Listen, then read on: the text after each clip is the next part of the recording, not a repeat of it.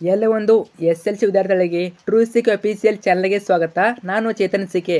ಇವತ್ತಿನ ಈ ಒಂದು ನಿಮಗೆ ರೂಪನಾತ್ಮಕ ಮೌಲ್ಯಮಾಪನ 2 SLC ಸಂಬಂಧಪಟ್ಟಂತೆ FA2 ಎಕ್ಸಾಮ್ನ ಸಮಾಜ ವಿಜ್ಞಾನ ವಿಷಯದ ಕ್ವಶನ್ ಪೇಪರ್ ನೋಡೋಣ. ಕ್ವಶನ್ ಪೇಪರ್ ವಿತ್ ಆನ್ಸರ್ ನೋಡೋಣ. ಈ ಒಂದು ಕ್ವಶನ್ ಪೇಪರು ತುಂಬಾ ಇಂಪಾರ್ಟೆಂಟು. ಯಾಕಂದರೆ ಇಲ್ಲಿ ಯಾವ ಒಂದು ಪ್ಯಾಟರ್ನಲ್ಲಿ ಕ್ವಶನ್ ಕೇಳಿದ್ದಾರೆ, ಸೇಮ್ ಟು ಸೇಮು ಅದೇ ಒಂದು ಪ್ಯಾಟರ್ನಲ್ಲಿ ನಿಮಗೆ ನಾಳೆ ಎಕ್ಸಾಮಲ್ಲಿ ಕ್ವಶನ್ ಕೇಳ್ತಾರೆ. ಮತ್ತೆ ಅದಷ್ಟೇ ಅಲ್ಲದೆ ಇಲ್ಲಿರೋ ತುಂಬ ಕ್ವಶನ್ನು ನಿಮ್ಮ ಎಕ್ಸಾಮ್ಗೆ ಬರ್ತವೆ, ರಿಪೀಟ್ ಆಗ್ತವೆ. ಸೊ ವಿಡಿಯೋನ ಕೊನೆಯವ್ರಿಗೆ ನೋಡಿ, with question paper with answer ಕೊಡ್ತಾ ಇದ್ದೀನಿ, ಅರ್ಥ ಆಯ್ತಾ? ಸೊ ಪ್ರತಿಯೊಂದು ಪ್ರಶ್ನೆ ಉತ್ತರ ಕೊಡ್ತೀನಿ, ಕೊನೆಯವರೆಗೆ ತಪ್ಪದೆ ನೋಡಿ, ನಿಮಗೆ 100% ಯೂಸ್ ಆಗ್ತದೆ. ಸೊ ಯಾರು ಕೂಡ ಮಿಸ್ ಮಾಡ್ಕೋಬೇಡಿ, ಕೊನೆಯವರೆಗೆ ನೋಡಿ.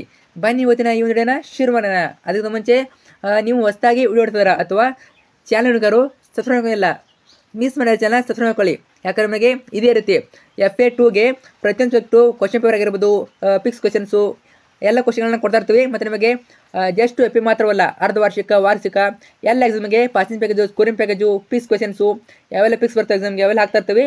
ಸೊ ಮಿಸ್ ಮಾಡಿ ಚಾನಲ್ ಸಬ್ಸ್ಕ್ರೈಬ್ ಮಾಡ್ಕೊಳ್ಳಿ. ನೀವು ಸಬ್ಸ್ಕ್ರೈಬ್ ಮಾಡ್ಕೊಂಡ್ರೆ ಮಾತ್ರ ಎಲ್ಲ ಉಳಿಸುತ್ತವೆ, ಅರ್ಥ ಆಯ್ತಾ? ಎಲ್ಲ ಉಳ್ಬೇಕಂದ್ರೆ ತಪ್ಪದೆ ಸಬ್ಸ್ಕ್ರೈಬ್ ಮಾಡ್ಕೊಳ್ಳಿ. ನೀವು ಮಿಸ್ ಮಾಡ್ಕೊಂಡ್ರೆ ಎಲ್ಲ ಹುಡುಗರನ್ನ ಮಿಸ್ ಮಾಡ್ಕೊತೀರಾ.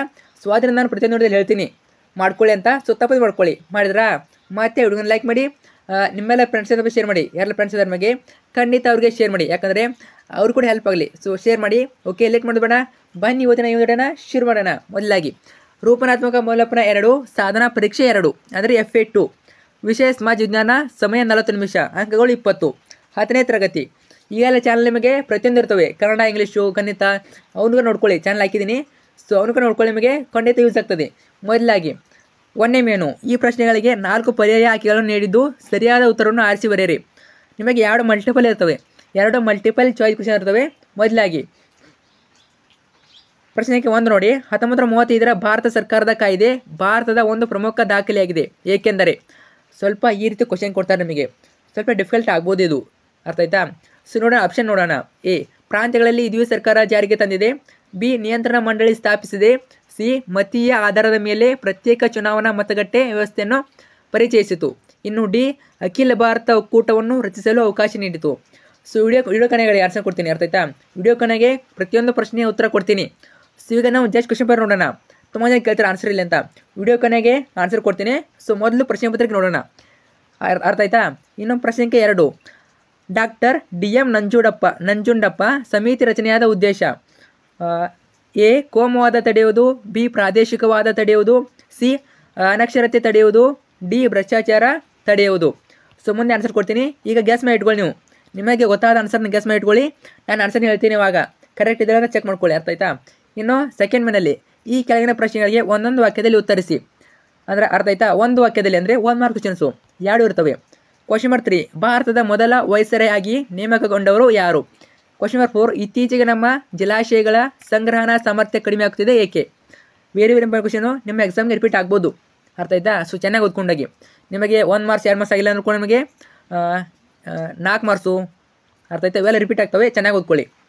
ಕ್ವಶನ್ ನಂಬರ್ 5, 1919ರ ಮಾಂಟೆಗೋ ಚೆಮ್ಸ್ಫರ್ಡ್ ಸುಧಾರಣಾ ಕಾಯ್ದೆಯ ಪ್ರಮುಖಾಂಶಗಳು. ಇನ್ನು ಕ್ವಶನ್ ನಂಬರ್ 6, ನಿರುದ್ಯೋಗವು ಒಂದು ಗಂಭೀರ ಸಾಮಾಜಿಕ ಸಮಸ್ಯೆಯಾಗಿದೆ, ಸಮರ್ಥಿಸಿ. Very important question, very important, ನಿಮ್ಮ ಎಕ್ಸಾಮ್ಗೆ ಕೇಳ್ಬೋದು, ನೋಡ್ಕೊಳ್ಳಿ. ಮುಂದೆ ಆನ್ಸರ್ ಕೊಡ್ತೀನಿ, ಡೋಂಟ್ ವರಿ, ಆನ್ಸರ್ ಕೊಡ್ತೀನಿ. ಸಂಘಟಿತ ಕೆಲಸಗಾರರು ಅಸಂಘಟಿತ ಕೆಲಸಗಾರರಿಗಿಂತ ಭಿನ್ನ ಹೇಗೆ? ಅಥವಾ ಕ್ವಶನ್ ಇರ್ತವೆ ನಿಮಗೆ, ಅರ್ಥ ಆಯ್ತಾ?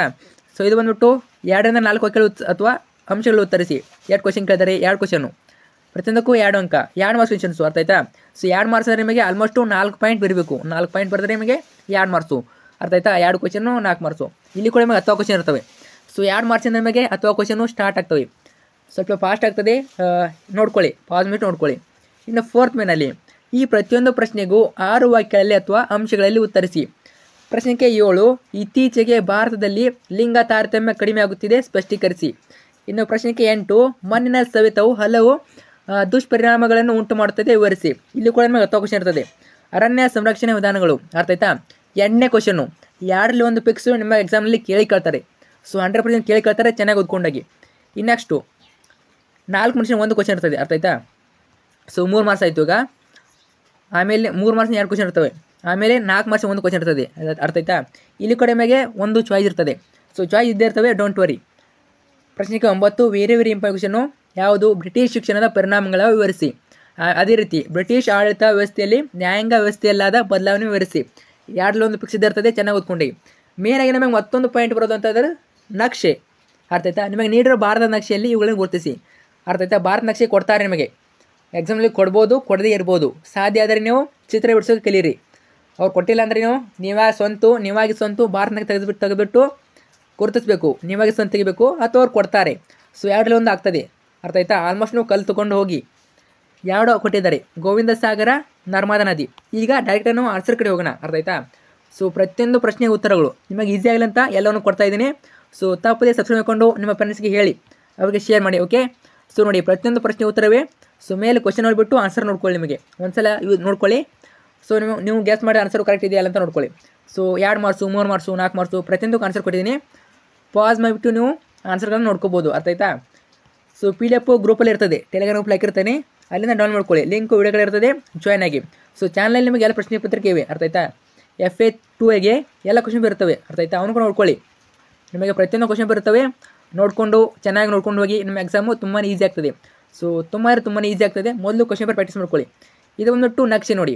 ಸೊ ಎಲ್ಲಿ ಬರ್ತದೆ, ಎಲ್ಲಿ ಬರ್ತದೆ, ಬಿ ಎಲ್ಲಿ ಬರ್ತದೆ. ಸೊ ನದಿ ಕೇಳಿದಾಗ ಇದೇ ಗುರುತಿಸ್ಬೇಕು. ಅರ್ಥ ಆಯ್ತಾ? ಜಸ್ಟ್ ನೀವು ಪಾಯಿಂಟ್ ಇಟ್ಟು ಬಿಡೋಕ್ಕಾಗಿಲ್ಲ. ನದಿ ಎದುರು ಕೇಳಿದ್ರೆ ಅವರು, ಸೊ ಈ ರೀತಿ ನೀಟಾಗಿ ನೀವು ನದಿ ಎಲ್ಲಿಂದ ಎಲ್ಲಿಗೆ ಹೋಗಿದೆ ಅಂತ ನೀಟಾಗಿ ಬಿಡಿಸಿ. ಗೊತ್ತಿದ್ರೆ ಬಿಡಿಸಿ, ಗೊತ್ತಿಲ್ಲ ಅಂದರೆ ನೀವು ಪಾಯಿಂಟ್ ಇಟ್ಟು ಬರಿಬೋದು. ಅರ್ಥ ಆಯ್ತಾ? ಸೊ ಇಲ್ಲಿಗೆ ಈ ಒಂದು ಪ್ರಶ್ನೆ ಪತ್ರಿಕೆ ಏನಾಗ್ತದೆ. ತಪ್ಪದೆ ನಿಮ್ಮ ಫ್ರೆಂಡ್ಸ್ಗೆ ಶೇರ್ ಮಾಡಿ. ಯಾರೆಲ್ಲ ಫ್ರೆಂಡ್ಸ್ ಇದ್ದಾರೆ ನಮಗೆ SLCಯಲ್ಲಿ ಖಂಡಿತ ಶೇರ್ ಮಾಡಿ. ಅರ್ಥ ಆಯ್ತಾ? ಸೊ ತುಂಬಾ ಈಸಿ ಕ್ವಶನ್ ಪೇಪರ್ ಇರ್ತವೆ ನಿಮಗೆ, ಕ್ವಶನ್ ಈಸಿ ಇರ್ತವೆ. ಅರ್ಥ ಆಯ್ತಾ? ಚೆನ್ನಾಗಿ ಓದ್ಕೊಂಡಾಗಿ ಎಲ್ಲರಿಗೂ all the best. Thank you so much.